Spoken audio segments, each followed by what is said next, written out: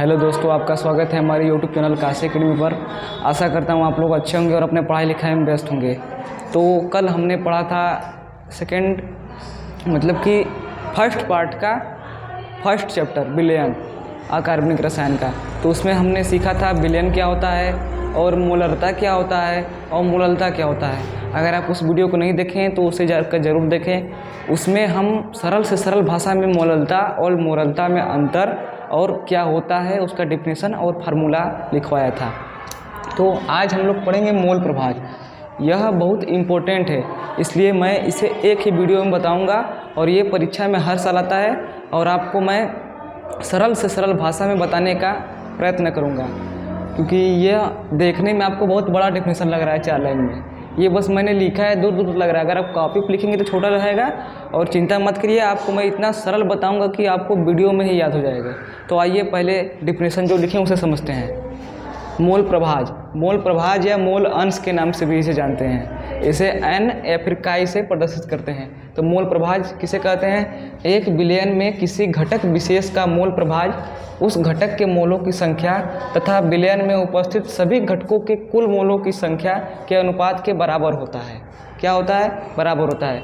तो मैंने तो यह पढ़ दिया पर समझ में तो आया नहीं होगा कुछ, तो आइए मैं अपने भाषा में समझाता हूँ। मान लीजिए आपके पास पानी है और उसमें मैंने नींबू डाल दिया। तो क्वेश्चन पूछा है कि आप पानी का मोल प्रभाज निकालिए। तो पहले हम क्या करेंगे?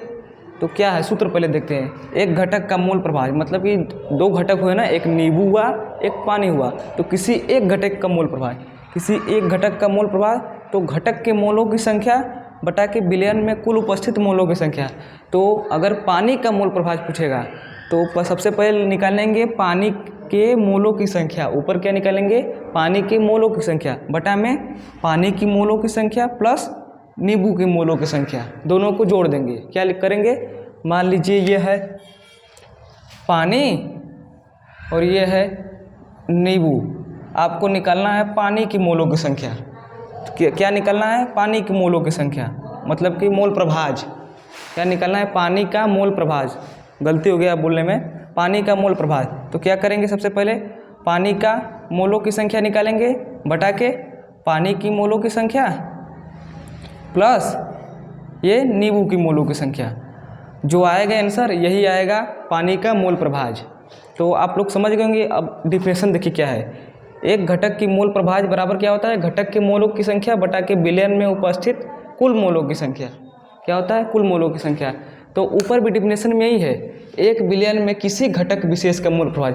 मान लीजिए पानी और नींबू का एक विलयन है, तो यही है लिखा, एक विलयन में किसी घटक विशेष का मोल प्रभाज। तो हमें एक घटक विशेष का मोल प्रभाज निकालना है। तो क्या करेंगे? उस घटक के मोलों की संख्या।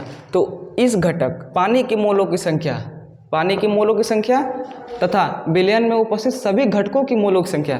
तो विलयन में उपस्थित कितने घटक है? एक पानी है एक नींबू है। तो इन दोनों की मोलों की संख्या, पानी की मोलों की संख्या प्लस नींबू की मोलों की संख्या के अनुपात को, इन दोनों के अनुपात के बराबर होता है मोल प्रभाज।